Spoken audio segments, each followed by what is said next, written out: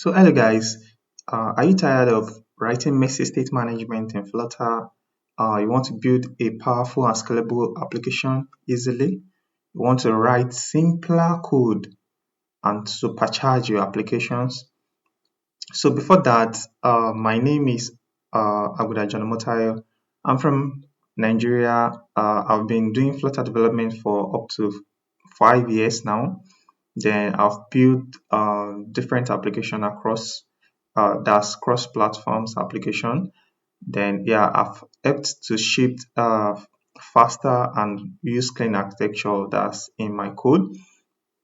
Then the three major things the course is all about is Riverpod for your state management, Flutter Hooks for cleaner code, and then deal and retrofit with Frished uh, for easy usage with that's when you want to deal with endpoint. So major thing on Riverpod, so you master the state notifier, you master the code generation, so you use Flutter hooks to manage your widget lifecycle with less code. You consume REST API using retrofit, deal, and fridged. And then yeah, so we teach more on every of these three, which is Riverpod, fridged, and deal. So yeah, those are the major things we will teach you guys.